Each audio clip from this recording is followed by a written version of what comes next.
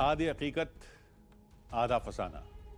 कैसे बन जाते हैं देवी के उस धाम में वो निशान जो साल में केवल एक बार खुलता है। धाम के अंदर जाने के लिए केवल एक छोटा द्वार है जो भारी भरकम पत्थरों से बंद रहता है। कहते हैं जब लोग पत्थरों को हटाकर धाम के अंदर जाते हैं तो वहां हाथी, शेर और बैल जैसे बड़े जानवरों के पैरों के निशान मिलते हैं। खास बात यह है कि आज तक वहां कभी ऐसा कोई जानवर नहीं देखा गया। फिर वो निशान कहां से आते हैं? जब हमने ये सवाल पूछा तो आदिवासियों ने कहा कि आपका सवाल ही उस धाम का चमत्कार है। दावे के मुताबिक उस जगह पर देवी आदिशक्ति का वास है और वो निशान देवी के चमत्कार के सबूत हैं। हकीकत जो भी हो, लेकिन यह रहस्य है बहुत बड़ा। इसी रहस्य को सुलझाने के लिए हमारी टीम उस दिन पहुंची जिस दिन धाम का द्वार खुलने वाला था।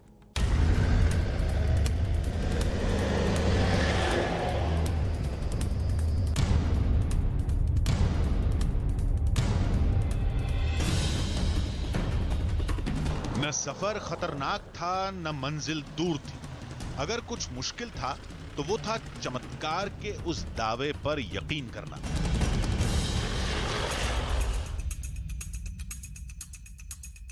देवी का जो धाम साल में केवल एक बार खोला जाता है, वहां अपने आप हाथी और घोड़े जैसे बड़े जानवरों के पैरों के निशान कैसे बन जाते हैं? अंदर जगह बेहद तंग है, द्वार भी काफी छोटा है, दूसरा कोई रास्ता भी नहीं। लोग तो कहते हैं कि यह आदिशक्ति का चमत्कार है। अगर निशान कोई जानवर बनाता है तो वो मंदिर में केवल एक जगह पर ही क्यों बनाता है? अगर यह काम किसी इंसान का है तो उसके सबूत क्यों नहीं मिलते? अगर निशान वाकई दैवीय निकला तो जानवरों के पैरों के निशान ही क्यों? इन सारे रहस्यों से पर्दा उठाने के लिए हमारी टीम को छत्तीसगढ़ में बस्तर के आलोर गांव पहुंचना था। रायपुर से 250 किलोमीटर दूर देवी के धाम तक पहुंचते पहुंचते गहरी रात हो चुकी थी, लेकिन उस वक्त भी यहां का नजारा चौंकाने वाला था। लोगों की लंबी लाइन लगी थी, इतनी लंबी कि इसके दूसरे छोर को हमारा कैमरा भी कैद नहीं कर पाया। लिंगेश्वरी माता को लेकर लोगों की आस्था और श्रद्धा का अंदाजा इस नज़ारे को देखकर साफ लगाया जा सकता है। गुफा के द्वार सुबह 4 बजे खुलेंगे, लेकिन पिछली रात से ही लाखों की संख्या में श्रद्धालु इसी तरीके से कतारबद्ध होकर कई किलोमीटर तक बैठे हुए हैं और 1 वर्ष बाद लिंगेश्वरी माता के दर्शन का इंतजार कर रहे हैं। पुजारियों के साथ हमारी टीम भी धाम के अंदर पहुंची। सभी मिलकर निशानियों की खोज में लग गए। बाहर लोग पुजारी के ऐलान का इंतजार कर रहे थे और अंदर खोज जारी थी। तभी एक निशान नजर आया।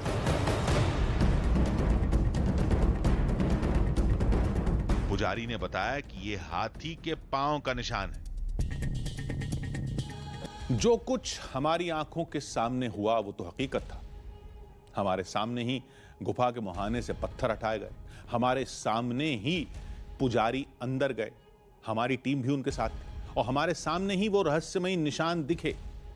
किसी भी शक की कोई गुंजाइश नहीं थी। लेकिन हुआ तो ये हुआ कैसे, ये समझ ही नहीं आ रहा था। लेकिन हमारी टीम ने भी हार नहीं मानी थी। हम तय करके आए थे कि बिना रहस्य सुलझाए लौटेंगे नहीं। रात गुजरी, सुबह हुई और सुबह होते ही चमत्कार की कुछ ऐसी कहानियां सामने आई जिन्होंने हमारी टीम को और भी हैरत में डाल दिया।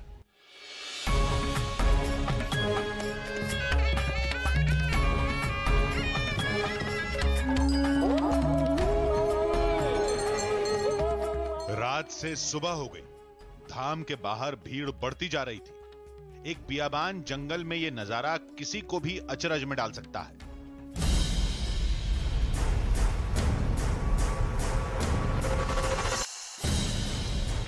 लेकिन उससे भी ज्यादा चौंकाता है गुफा के अंदर बनने वाला यह निशान, जो हाथी के पांव जैसा था।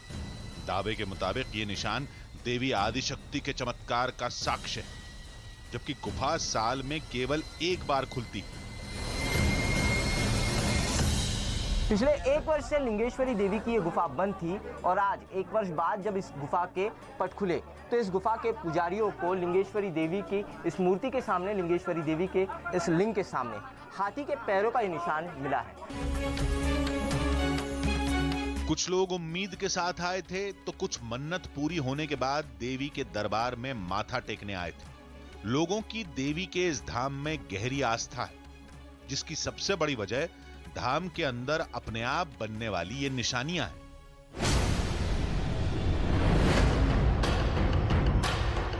लेकिन एक बात समझ में नहीं आ रही थी। लोग चमत्कार देवी का मान रहे थे, लेकिन पूजा लिंग की कर रहे थे। फिर लोगों से मालूम चला कि इसका नाता महादेव के अर्धनारीश्वर रूप से है।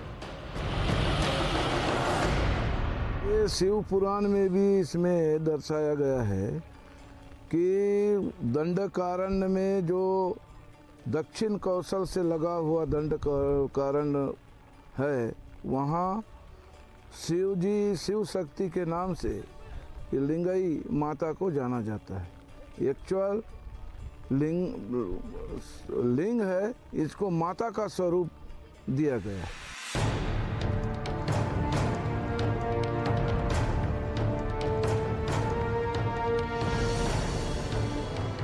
रात हो गई लेकिन दर्शन करने वालों का तांता खत्म नहीं हुआ। भीड़ होने के बावजूद तय समय पर धाम को बंद करने की तैयारी शुरू हो गई। सफाई करने के बाद रेत बिछाई जाने लगी ताकि अगले साल जब धाम खुले तो वो रहस्यमय निशान अच्छे तरीके से नजर आए। रेत बिछाने के बाद गुफा के मुंह को फिर पत्थरों से बंद किया जाने लगा।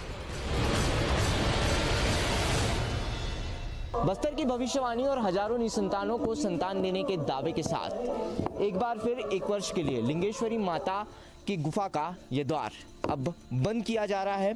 गुफा के अंदर रेत बिछा दी गई है, साफ सफाई कर ली गई है ताकि अगले वर्ष किसी पशु पक्षी या इंसान के पंजों के निशान, चिन्ह उस रेत पर फिर से दिख सके और अगले साल फिर बस्तर की भविष्यवाणी की जा सके।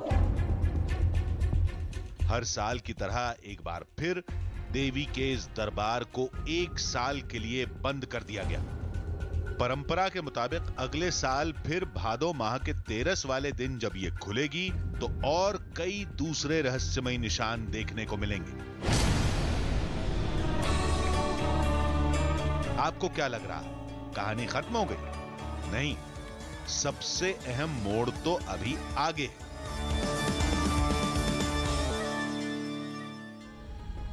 सब कुछ वैसा ही हुआ जैसा आदिवासियों ने दावा किया था। तो क्या चमत्कार का दावा सच माना जाए?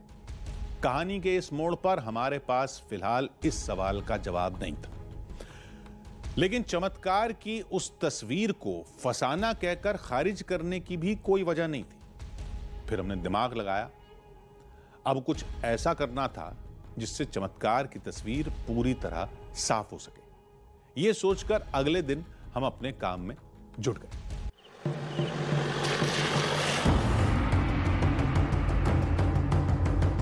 बस्तर का आलोर 40 घरों का एक छोटा गांव है और इसी गांव से कुछ दूरी पर देवी का वो धाम है। अब चमत्कार की उस पहेली को सुलझाने के लिए आज हमारी टीम अपना आखिरी दांव लगाने वाली थी। आज मंदिर पर सन्नाटा पसरा था, एक भी इंसान नहीं दिख रहा था। हमें ऐसे ही मौके की तलाश थी।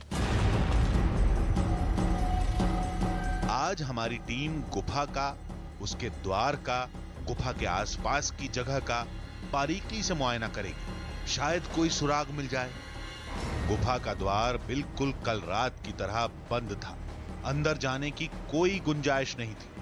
देवी का यह धाम बाहर से एक बड़े कटोरे के आकार का है, जिसका केवल एक ही द्वार है। उस द्वार के अलावा चारों तरफ कुछ छोटे सुराख हैं, लेकिन वो इतने बड़े भी नहीं हैं कि कोई हाथी, शेर या बैल अंदर घुस जाए। जबकि कल गुफा के अंदर हमें हाथी के पांव के निशान दिखे थे। हमने इस गोलाकार गुफा को ठीक तरह से हर जगह से देखा, पूरी तरह से गुफा का मुआयना किया, लेकिन गुफा में कहीं भी ऐसी कोई जगह नहीं है जिस जगह से इतने बड़े जानवर इस गुफा के अंदर जा सके। मान्यता है कि आदि शक्ति के चमत्कार की वजह से इस गुफा के अंदर इन जानवरों के पच्चीन आते हैं और उसी के हिसाब से बस्तर का भविष्य तय किया जाता है। फिर धाम के अंदर वो निशान आखिर बने कैसे? हमारी टीम हर जगह मौजूद थी, हर मोड़ पर हमारा कैमरा तैनात था। फिर हुआ तो ये हुआ कैसे? हम तो लाजवाब थे, लेकिन तर्क शास्त्रियों के पास इसके लिए तर्क था। वहां पर चिन्ह किस प्रकार के आते हैं? वहां पर जो है घरातल रीतियों का रहता है, उसके ऊपर मूंगे मकोड़े चलते होंगे, या कोई रेंगने वाले प्राणी जो है, सरडा है या सांप है या बिच्छू है, वो जाने के बाद उसमें निशान बनते हैं। और वहाँ पर जब तो तुम देखने जाते हो, उन निशानों को तर्क लगा के आप उस प्राणी से उससे जोड़ते हैं और उस प्राणी का नाम लेके हम ये बात फैलाते हैं कि देखिए हम ये गुफा में ऐसा चमत्कार हुआ, देश में इस प्रकार का उस प्राणी का और भविष्य का संबंध लगा के इन बातों को फैलाया जाता है। किसी भी घटना को लेकर लोगों का अपना नजरिया हो सकता है, लेकिन बात अगर केवल तर्कों की हो तो कुछ और सवालों के लिए तर्क तलाशने होंगे। बंद गुफा में हाथी के निशान मिले थे, लेकिन गुफा में इतने बड़े जानवर के लिए कोई रास्ता नहीं है। दूसरा ये कि अगर कोई हाथी आ भी गया तो उसका इतनी ऊंचाई पर चढ़कर धाम तक पहुंचना नामुमकिन है, और अगर किसी तरह पहुंच भी गया तो वो रहस्यमय निशान गुफा में केवल एक ही जगह लिंग के सामने ही क्यों मिलते हैं? गुफा के दूसरे हिस्सों में क्यों नहीं दिखते?